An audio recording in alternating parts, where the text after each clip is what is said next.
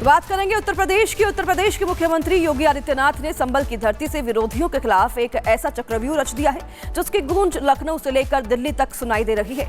क्या है ये गूंज और क्या कहा है उन्होंने, देखिए इस रिपोर्ट में।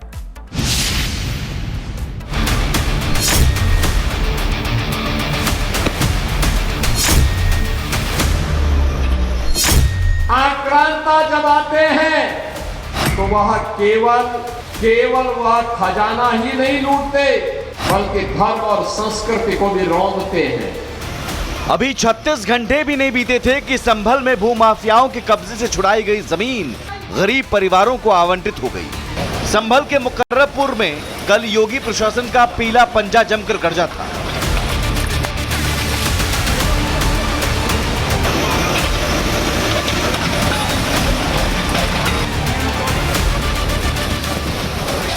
मुकर्रबपुर गांव में अवैध मजार और इमामबाड़ा को ध्वस्त कर 375 वर्ग गज से ज्यादा सरकारी जमीन मुक्त कराई गई।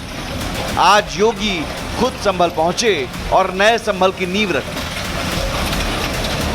10,000 एकड़ लैंड खाली हुई है और मैंने कहा था यहाँ के गरीबों में बांटो, दलितों में बांटो, वंचितों को बांटो, पिछड़ी जाति के लोगों को जमीन दो, उन्हें घोषित माफिया घोषित करो। इन्होंने लैंड रिकॉर्ड में, राजस्व रिकॉर्ड में भी नाम समाप्त कर दे और कहीं कोई साक्ष्य न रहे।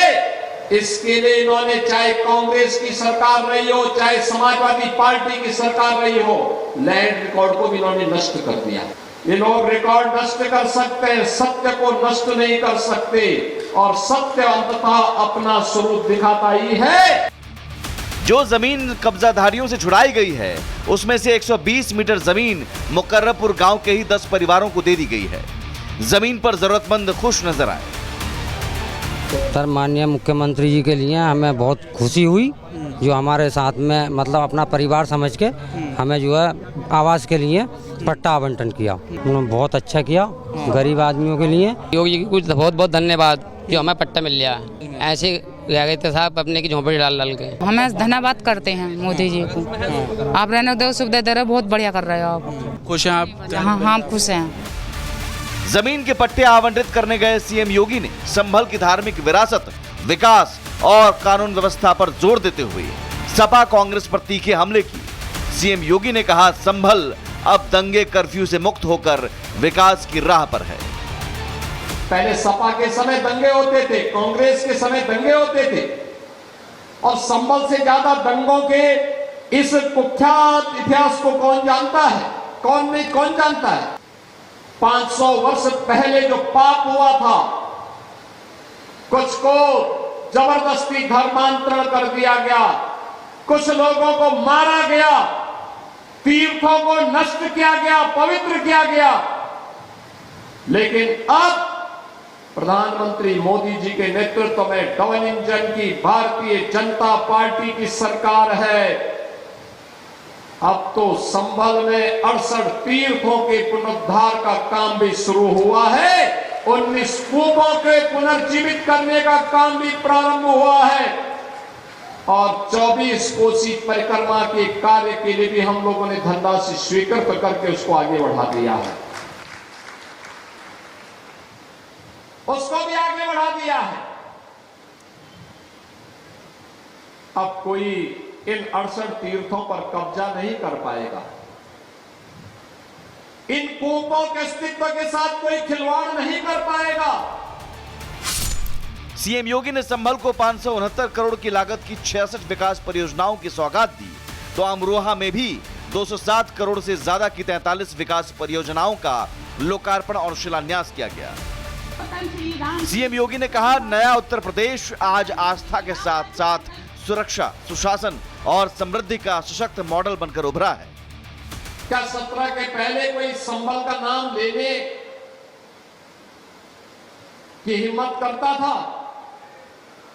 तब तो एक तुर्क आकर के यहां पे अपमानित करता था और यहां के देसी मुसलमानों को भी अपमानित करता था।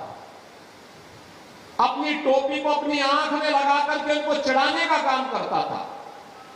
अपने को बाबर का वंशज कह करके लगातार यहां के लोगों को, भारत और भारतीयों को अपमानित करने का काम करता था। लेकिन अब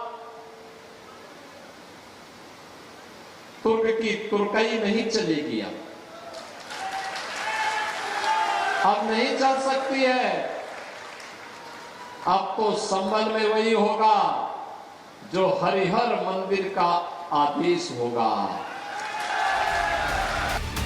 सीएम योगी ने भगवान विष्णु के 10वें अवतार भगवान कल्कि की पावन भूमि और हरिहर धाम को नमन करते हुए गणपति के 145 फीट और भगवान राम की 51 फीट प्रतिमा का अनावरण भी किया। श्री हरि विष्णु की इस पावन धरा को विदेशी आक्रांताओं ने अपवित्र किया था।